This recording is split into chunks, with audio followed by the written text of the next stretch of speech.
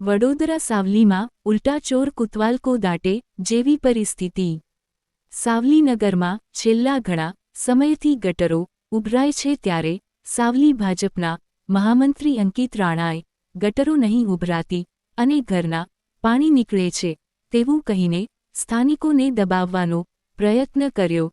સાવલી નગરપાલિકા દ્વારા અપાતી પ્રાથમિક સુવિધાની ઉદાસીનતાથી લોકોમાં રોષ ભૂક્યો। સાવલી શહેર સંગઠન મહામંત્રી અંકિત રાણા દ્વારા પોતાના ફેસબુકમાં લાઈવ થઈને સાવલી નગરજનોને સ્વચ્છતા જાતે રાખવી, પાણી રસ્તા પર દોડવું નહીં તેમ વિડિયો વાયરલ કરતા લોકો ભડક્યા। સાવલી નગરના વેપારીઓ તેમજ સ્થાનિકોએ અંકિત રાણાનો કર્યો ઘેરાવો। સાવલી શહેર સંગઠન મહામંત્રી અંકિત રાણા અને વેપારીઓ વચ્ચે ઉગ્ર બોલાચાલી થઈ। સાવલી શહેર સંગઠન મહામંત્રી અંકિત રાણા નગરજનોને શિખામણ આપતા લોકોએ અંકિત રાણાને શાબ્દિક પાઠ ભણાવ્યો।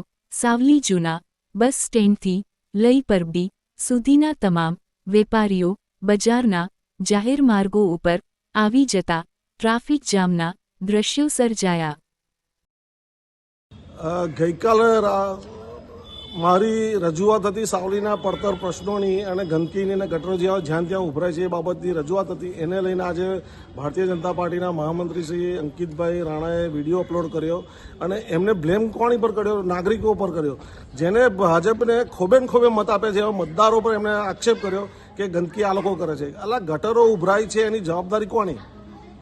નાગરિકોની છે? ગટરો સાફ કરવાની જવાબદારી કોની? નગરપાલિકાની છે। તો મારું એટલું જ કહેવું છે કે આ પ્રશ્નોનો જો રજૂઆત કરવાની હોય તો ઉપલા લેવલે મહામંત્રી તરીકે એમને કરવી જોઈએ કે આ પ્રશ્નોનું નિરાકરણ લાવો, નહીં કે એને એ કરવું।